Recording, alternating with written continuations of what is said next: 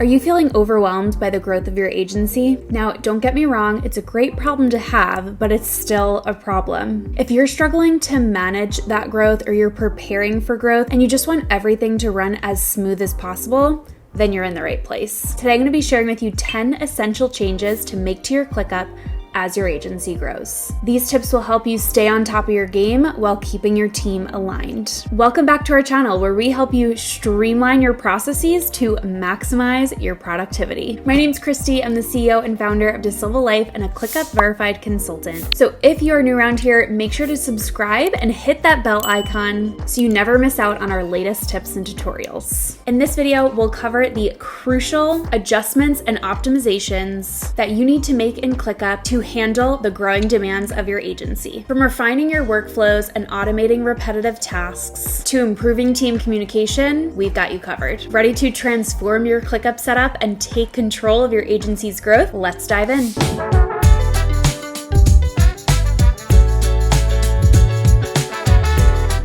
So the first thing that you're going to want to address as your agency is growing within your ClickUp is your hierarchy. So I'm going to go through this example hierarchy here, which really fits like 90% of the agencies that we work with. Of course, yours may be different. Everyone's business and agency is, so take this with a grain of salt. But typically when people are getting started with ClickUp, especially if you're a solopreneur or a smaller business, sometimes I'll recommend that you really just have like 2 or 3 spaces because you want to start simple. You don't want to start overwhelming yourself with all these different places to find things. So a lot of times as you're starting out, you might have like business HQ or like DeSilva Life, and then maybe you have like a personal space or things like that. Or maybe you have like just operations and marketing. But as you're growing, there's a very strategic way to map out your hierarchy that has just enough spaces, not too many so it's overwhelming, and not too few that there's way too much going on in each of the spaces. So let's go through the hierarchy that I suggest. So we have the different spaces on the side: operations, leadership and strategy, marketing and PR, sales, programs and courses, clients fulfillment, and then resources and trainings. I'll go through and unfurl these to show you what is actually inside of them. In operations, you're going to house things like team management. Here you could see the templates we have in here, like the company calendar, team meetings, team database, sensitive information, bug tracker, paying team members, all that good stuff, the employee handbook. Then this is going to be where you're going to manage hiring and onboarding. So you'll see we have our hiring workflow here as well. Then team task list to just have individual task lists. This, for example, may be something that you have like as simple as this as you're getting started in ClickUp, but you could even see like, if you're hiring specific people, how this hiring workflow could really take it to the next level. Then you can have places to store operations, updates and maintenance, and ideas.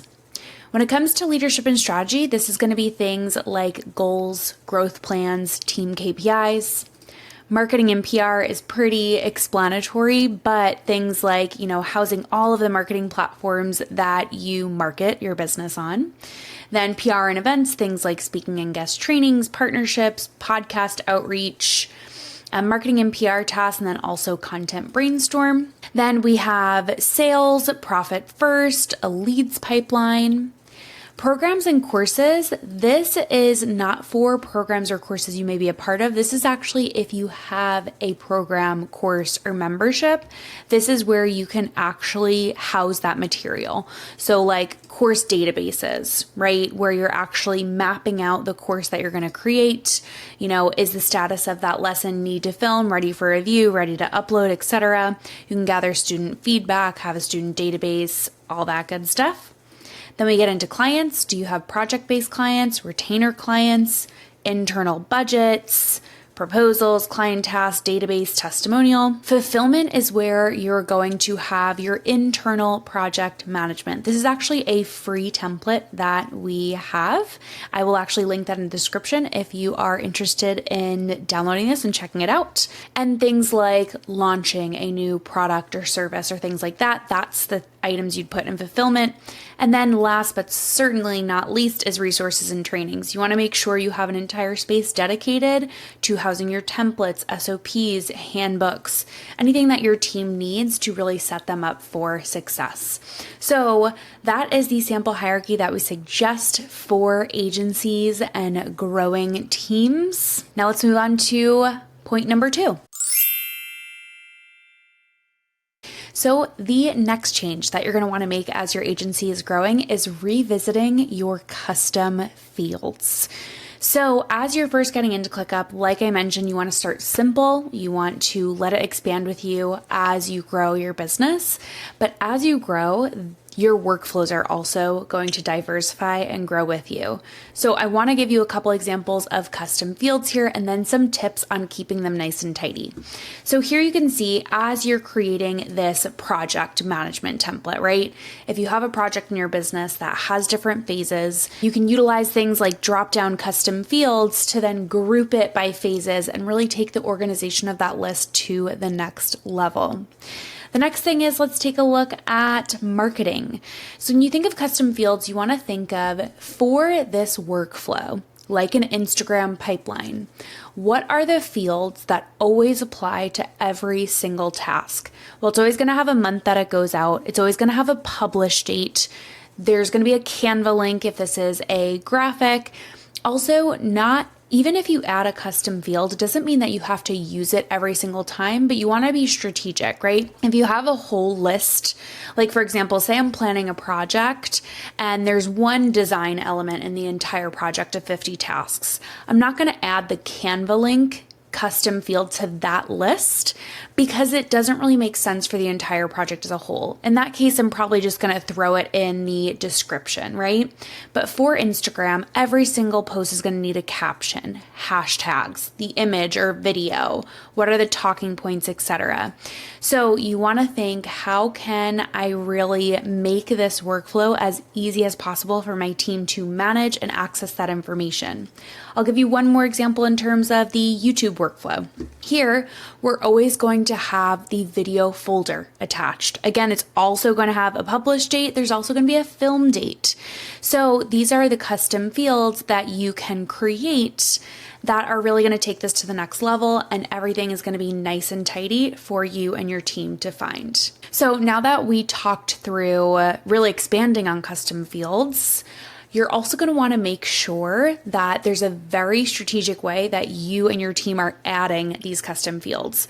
I would suggest that you don't allow the team to create custom fields on the fly because things could get messy very quickly. Also, there's nuances to custom fields. Like for example, when you add a custom field to a specific level, it adds that field to every single thing underneath, right? So if I add publish date to marketing platforms, that makes sense because every single piece of content is going to have a publish date.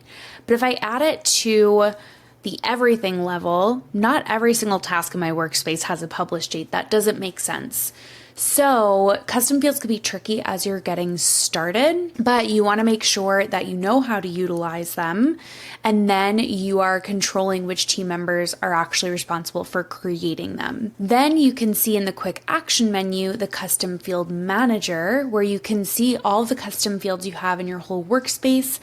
And I recommend going through at least once a year. I suggest like once a quarter or every 6 months, going through and seeing if there are any duplicate custom fields and going through and actually cleaning them up and merging them. So that's a tip for just keeping those tidy. But as you can see, custom fields are so powerful when you're setting them up and using them properly. My third tip is to start using templates. This is going to be so key for you and your team's success because there's no reason to be recreating the wheel every single time when you can utilize the power of templates. We actually have an entire video that just released on ClickUp Templates, so I highly recommend checking that out if you want to dive deeper. But you can go ahead and go back into the quick action menu and see the ClickUp Template Center. If you go into ClickUp Templates and you type in De Silva Life, you'll actually see see some of the community templates that we have put in here. So we currently have our SOP library template, our team meeting template, our team meeting management template, and you can actually download those right to your workspace. I have video tutorials on them and everything, but let me quickly talk about the power of templates. For example, in our YouTube workflow, we have a YouTube task template for every single thing that has to get done for this YouTube video to be scripted, filmed, edited, scheduled, and published. There are, as you can see, 15 different things that have to happen in order for these videos to come to life, and our team is very heavily involved. Even if it is just you, there's no reason that you should be sitting down to a task and being like, what do I have to do to make this happen, right? So you can see an example of a task template there.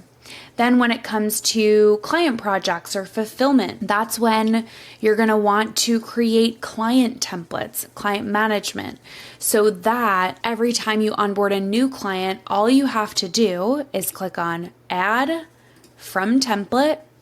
I'll go ahead and find our workflow mapping template. I'm going to click Use. You would say who the client is, let's say De Silva Life. And then the beauty of this is if you have templated due dates and timelines, you can actually just click a start or end date of that project. Let's pretend this kicks off on September 25th. You can then click Use Template. And now it's going to upload with every single thing that has to happen for that specific project. So here we go. If I click into De Silva Life, there we are. Everything is remapped with the click of a button. It is so powerful. Another thing that we get sometimes is our clients or students will be like, well, what if my process is unique for every single project? That's absolutely okay, but I can bet there are some key pieces that are the same throughout the process. Like for example, if I come into the project management template, project prep checklist, making sure that you put the project milestones in, you break down the tasks into actionable steps. You have a kickoff call, or there's a date you kind of want to flesh out the project. So there are still things and like different statuses that you can template across your workspace that's going to make that process so much easier for you. Tip number 4, when you are growing your agency, you are absolutely going to want to start using ClickUp integrations. So back into the quick action menu, you can see in the App Center all the amazing apps that you can integrate ClickUp with. They also just released universal search, so you can actually search your favorite apps right from inside ClickUp. It's actually amazing. So I highly recommend going through the App Center and seeing the different things you have. You could see like Google Calendar, we integrate Slack because we use Slack and ClickUp for communication, Google Drive, Dropbox, whatever those things are. Go ahead and integrate them. It's going to save you so much time and effort. So let me just show you one quick example is Google Calendar. I am an avid time blocker, and so I love being able to see my Google Calendar events in my ClickUp as I am planning out my days and my weeks. You can even see if you go into week mode that those meetings will show up, and then you can actually pull tasks around those meetings. Mind-blowing. Tip number 5, you are going to want to start utilizing automations. When you're a solopreneur or a small team, there might not be many places where you can utilize automations, but as you're growing, you want ClickUp to do the heavy lifting for you. Trust me when I say that one of the biggest things we hear from our clients who have growing teams and they come to us to help them set up their ClickUp is they're like, I got this tool to make my life easier, and now I feel like half my week is spent managing it. That should not be the case. And if that is you and you resonate with that, there are strategic ways to help you really maximize ClickUp and have it do the heavy lifting. Let me show you one example of this through automations. So say I am working on my Instagram pipeline, right? So there's a task that I want to do, right? ClickUp for agencies. and then I'm working on this task, I'm fleshing out the details, and then I want to move it to ready to film, right? Then this can reassign me with a due date of a specific date, right? So let's talk through the automation on how to create this. So you can add an automation when the status changes to need to film or ready for review, whatever it is, that you then change the assignee to the person that you want it to be, let's say me. And then you go ahead and change the due date to on trigger date, or maybe it's 1 day later. So I'm going to click on create. You can see the other ones that I have in here as well. Let's see this one here. When something goes to needs edits, it'll reassign our designer with a due date of 1 day later. So let's say this webinar recap, I'm going to put this in ready to film. Then you're going to see I'm already assigned to this, but it's just going to reassign the due date for tomorrow. If I put this into needs edits, it's then going to reassign my designer with a due date of the next day. So you could see what you want to happen is that when you have your workflows crystal clear and you have automations running, whoever is assigned to this task just has to go in, do their job, move it to the next status, and then ClickUp does the rest. It shows up on that team's calendar. It's not slipping through the cracks. It's communicating that. They don't even have to Slack the person or mention them and be like, hey, this is ready for you. ClickUp is going to let them know.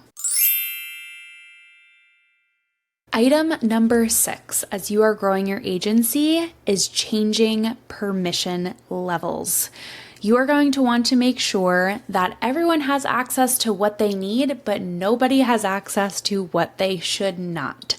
So I want to quickly go through guest and member permissions, what those are and how we utilize these at DeSilva Life. So we have some part-time and full-time team members that do need access to our entire ClickUp workspace. In this case, we are going to add them as full members to our account. This way they have access to all the spaces unless something is privated, right? So maybe the hiring process, we don't want our team members to see for whatever reason, or maybe sales information, right? Let's do sales as an example. Then what you could do is just click the 3 dots, sharing and permissions, make this private. And then you can just say, you know what, this is just going to be between Jeff and I. And then you can see who has access to that specific list or folder here in the people. So that's an example of privating something. I'm going to go ahead and now make that public again. So members will have access to everything aside from things that are privated, where guests only have access to the items that you give them permissions for. So for example, our video editor.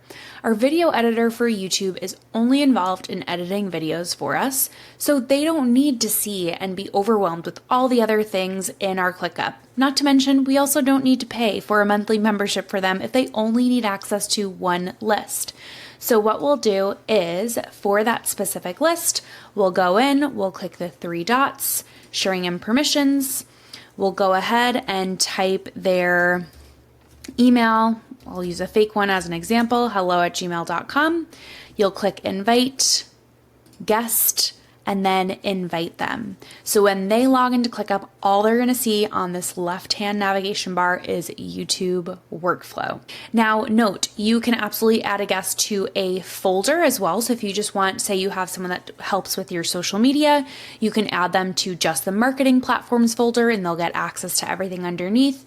But currently you cannot add guests to spaces and they will not see spaces on their left-hand sidebar. So if I give access to the YouTube workflow to our editor, they're only going to see that on the left. They're not going to see marketing and PR and then YouTube.